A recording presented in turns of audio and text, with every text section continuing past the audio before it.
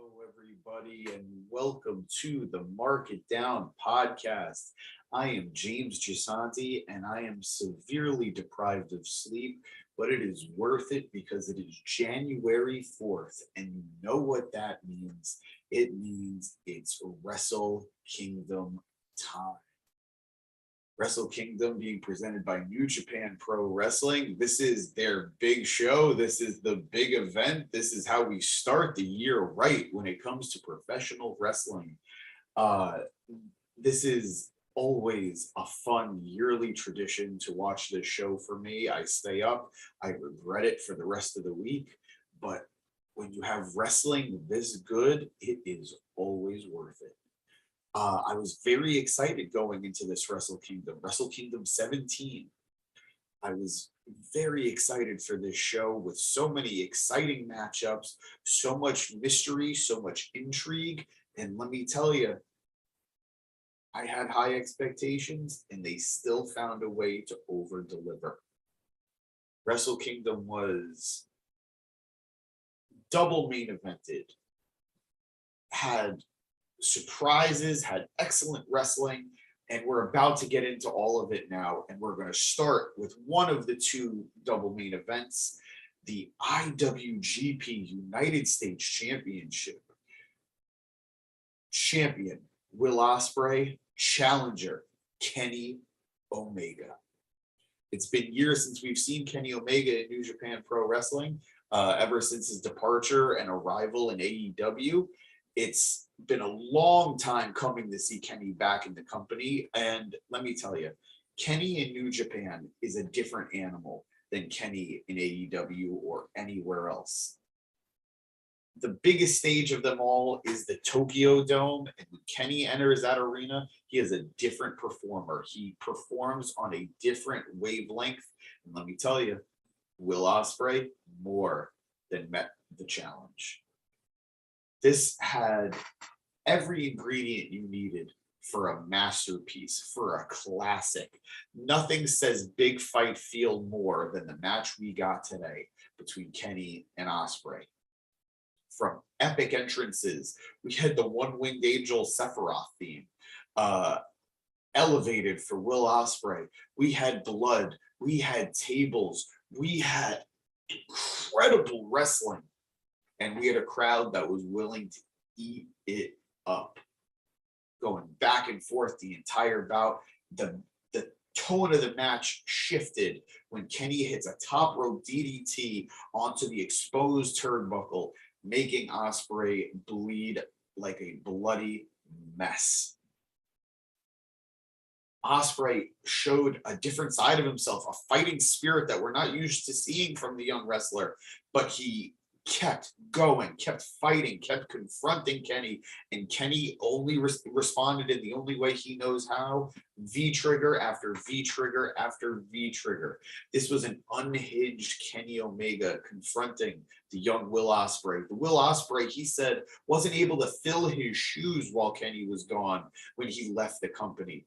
I'd say Ospreay did more than fill his shoes tonight. I think he realized his own shoes are just fine. I love you, Kenny, but Ospreay is a star in his own right. The match ended after, like I said, V-trigger after V-trigger, setting up a broken, bloodied, defeated Will Ospreay to spit at Kenny, telling him, well, some words I'm not going to repeat here on the pod. And Kenny hits the One-Winged Angel for the 1, 2, 3. If you haven't watched the match yet, if you're going to watch the match at some point, please know you are watching something truly spectacular. Going to the top of the card, which I'll be honest, I was professional this time, guys. I wrote notes for the entire show.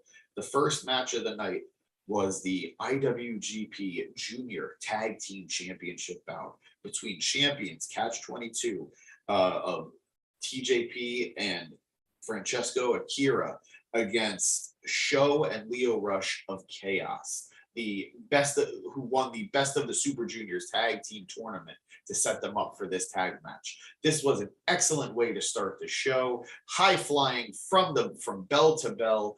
We had two I want to say veterans in TJP and Lio Rush, which is crazy to think about considering how young Lio Rush is, guiding this match. There was just so many explosive moments. Lio Rush getting bloodied up very early in the match by taking a nasty bump on the entrance ramp.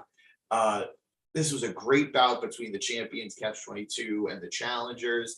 The champions retain. Catch-22 retains with the crafty veteran TJP rolling up the opposition for the quick 1-2-3.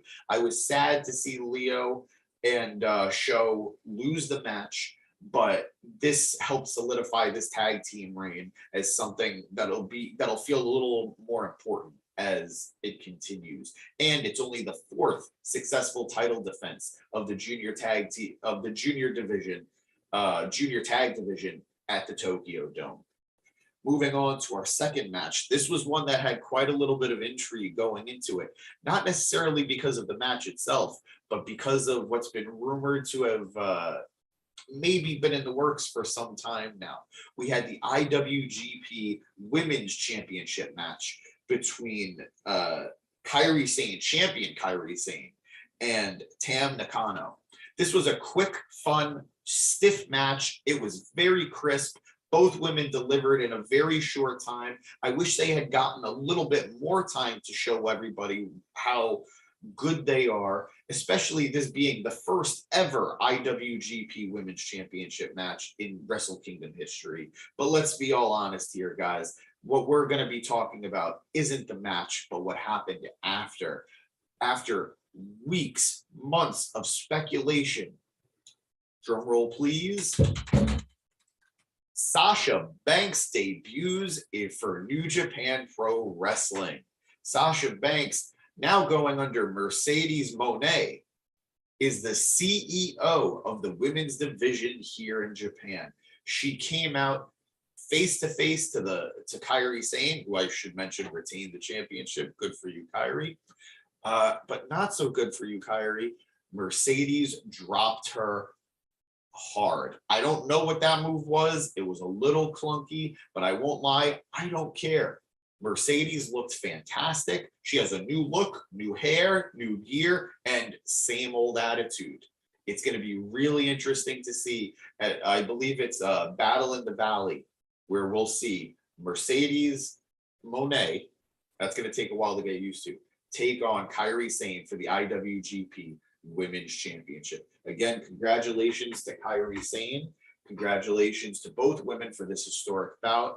But Mercedes, it's good to have you back on my screen. Moving on to the third match of the night, we had the IWGP World Heavyweight Tag Team Championships. This before we were watching the juniors, now we're watching the heavyweights. This was a fun bout with FTR defending the last of their tag team championships, considering they've lost everything else, against the winners of the World Tag League, Hiroki Goto and Yoshihashi. How crazy is it to see Yoshihashi and the career resurgence this man has had? He deserves it, and this match helped show why he deserves it. This was a great bout between the two teams. And let me just give all the credit in the world to Cash Wheeler. He apparently only showed up to the arena a half hour before the show started due to what sounded like travel hell. Missed flights, canceled flights, connecting buses, driving 7 hours, intense stuff. This is why he is a champion, or unfortunately for him, I should say, this is why he was a champion, as FTR dropped the tag titles to Goto and Yoshihashi. This was a fun bout, very hard hitting. Both teams seem to have had great chemistry as they work together to create a really fun back and forth match. FTR dominated for the most part in the beginning, but Yoshihashi would not stay down, would not let his partner stay down, and made the save multiple times. After taking a big rig, after taking a spiked pile driver from the middle rope, the team of Yoshihashi and Goto did not go down. Thankfully, they rallied, they persisted, and they were able, with the Shoto finishing maneuver, tag team finishing maneuver, put down FTR for the 1, 2, 3, and become the new IWGP Tag Team Champions. This is 2 years in a row they've won the tag titles at Wrestle Kingdom. I don't know if this is going to be a yearly tradition, but I will continue to sing the praises of Yoshihashi, and good for Hiroki Goto too. It'll be interesting to see what happens with FTR now. I don't think we're going to see them in New Japan for some time, but maybe this will open them up to the AEW tag team titles. That's a story for another podcast episode, though. Going on to our fourth match of the night, we have the New Japan World TV Championship being crowned in the finals of this tournament between Zack Sabre Jr. and Ren Narita. This was a battle between the son of Strong Style and the self-proclaimed British Strong Style. This was a down and dirty fight. There was submissions, there were counters. These two men were challenging each other to literally kick the crap out of one another. I don't know how literal that was, but they kicked each other a lot. It's insane to me to think that in all the years Zack Sabre Jr. has been a part of New Japan, he's never won a singles title with them. But today ends that drought. Zack Sabre Jr. becoming the new New Japan World TV Champion. Ren Narita has a hell of a future ahead of him. He is very clearly the second coming of Shibata, although many have claimed that title before. But I'm very excited to see what young Narita has moving forward. And I'm very happy for Zack Sabre Jr. after years of sort of being in the background of Suzuki-gun. Speaking of Suzuki-gun, considering it is no more, Zack Sabre Jr. is factionless. Not anymore, though. At the end of the match, he's greeted by TMK or MTK and TMK. I'm tired, guys. I apologize. Regardless, they had a nice new black shirt for him to wear, and guess what? He's throwing it to the crowd, but he instead puts it on. So Zack Sabre Jr. is no longer factionless. That was very quick. And now he has a title and a new group to support him. Seems like it's going to be a very good year for Zack Sabre Jr. and well-deserved. Moving on, we had a interesting match. It's something I was not expecting to like nearly as much as I did, and I really did enjoy this never open weight championship match between champion Carl Anderson and challenger Tama Tonga. This was a battle of the Bullet Club OGs. This was a battle between masters of the gun stun. And I can tell you, I don't think I can remember the last time Carl Anderson was this exciting. He starts the match even before the bell rings, hitting Tama Tonga with the championship belt, the never open weight championship belt, and just takes the fight to him on the outside, dropping him on the railing right on his neck. It was brutal. I can't remember seeing this level of intensity from Carl Anderson in a long time, and he certainly brought his A game to this tonight. He dropped Tama Tonga with a Bernard driver onto the entrance ramp, and I thought that was going to be it. But Tama Tonga counters the gun stun and takes him to the ring where the match can really start. It was a fun back and forth between the two men who have known each other since the original days of Bullet Club. But you know what? Maybe the jet lag was just a little too much for Carl Anderson, who got caught by a off the top rope cutter from Tama Tonga, which set him up for the actual gun stun and the 1, 2, 3. This was a big moment for Tama Tonga, who I don't think has ever had a one-on-one match at Wrestle Kingdom. He's always been part of the Guerrillas of Destiny. He's always been a tag team guy. And even though he's won the never open weight championship before and lost it to Carl Anderson, this is the biggest moment of his singles career on such a stage. Congratulations to Tama Tonga. Good for you, Carl Anderson. I want to see more of this from him. We know he's capable of it, just needs to let it out. So great match between the two superstars. I hope this isn't the end of Carl Anderson in New Japan. I wouldn't be shocked if it was, considering his WWE obligations. And I think we could all agree, we're just happy that we got to see him one last time on such a stage. After the Never Openweight Championship match, we had a little change of pace, which was a 6-man tag match between Los Ingobernables de Japón and Keiji Muto, Hiroshi Tanahashi, and Shota Umino. This was a memorable match because it's going to be Muto's last New Japan match. He's going to be retiring next month, and this was his last match with the company, with this company. Even though that was the headliner, attention-grabbing detail, the true meat and potatoes of this match was Shota Umino. If you're an American fan, you might be familiar with him for his match at Forbidden Door, or even his past relationship with Jon Moxley. Well, Shota has moved on from Jon Moxley amicably to now being under the wing of Tanahashi. A lot of people are claiming Shota might be the second coming of Tanahashi. Time will tell if that's true, but commentary certainly sold the fact that this kid has a bright, bright future ahead of him. And beyond the fact that this felt like an honoring of Muto's career, who, let me say, if he didn't want to retire, it still felt like he can go. Muto, I'm happy for you that you're ending things on your own terms, but let me tell you, you're always welcome back in a ring as far as this fan is concerned, as far as this mark is concerned. And as much as it was almost a coming out party for Shota, it sort of feels like an end of an era. This was, I think, the first Wrestle Kingdom in almost 20 years where Tanahashi was wrestling in not a singles match. Not even just a tag match, but a 6-man tag match where I can't say he was the focus. And on the flip side of that team, it was Tetsuya Naito, who just a couple of years ago was going for the world title in the main event of Wrestle Kingdom. Now also relegated to a 6-man tag match. The landscape is definitely changing in New Japan. I know that's been a complaint for a lot of fans for a long time, that things sort of feel stale.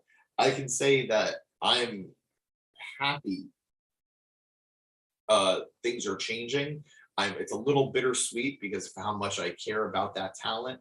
But if anybody's going to be leading the charge, it seems like it's going to be Shota Umino of the next generation. So good things are coming for the young star, and this match was a great sign of things to come as he got the pin and the 1, 2, 3. Moving on, we had a fatal 4-way for the IWGP Junior Heavyweight Championship. This was a fun match. Again, bell to bell, very explosive, so much high flying. All 4 men had a great chemistry, had a great rhythm. I thoroughly enjoyed the match. Ishimori was the champion going into it. Yeah, let me say the competitors, guys, I'm tired. The champion was Taiji Ishimori, defending against El Desperado, Master Wato, and Hiromu Takahashi. All 4 men are no stranger to the big stage, except for maybe Master Wato. But this was a fun match.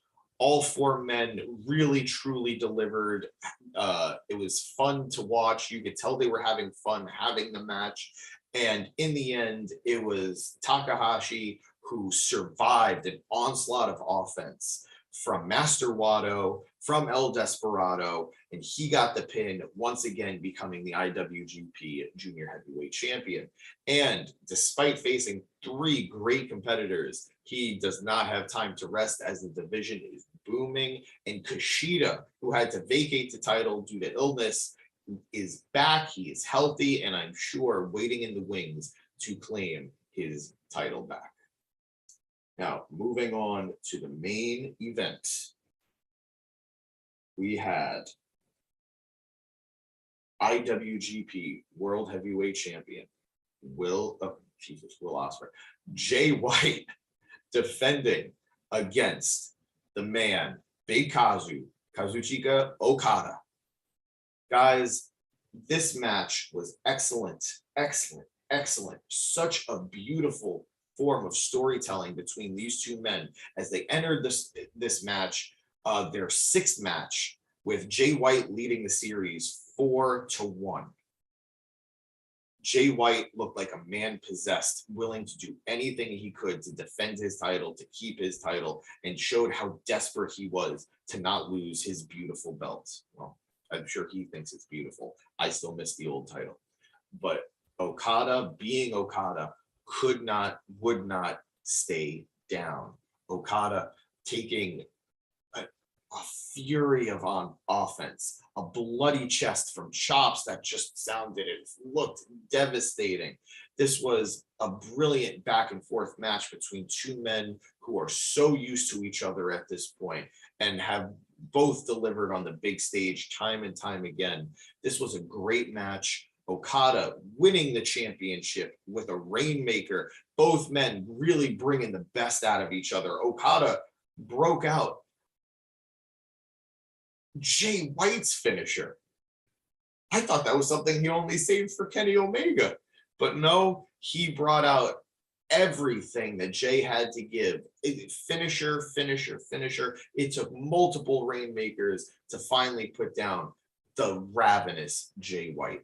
After the match, Okada is wearing his belt proudly, and Jay crawls, climbing his way up Okada's body to look at him and to show that he didn't get put down.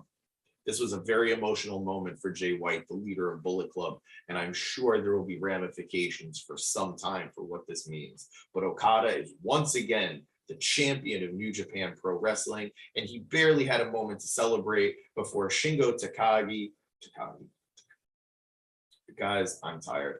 Shingo came out and confronted Okada with the intention of challenging for the championship. There was a little bit of confusion. I was watching with the English commentary. They weren't quite sure what day Shingo was challenging for the title, but it will be coming. Okada was very eager to get him out of the ring. I was right, by the way. It is Shingo Takagi. I am tired, but I know what I'm talking about.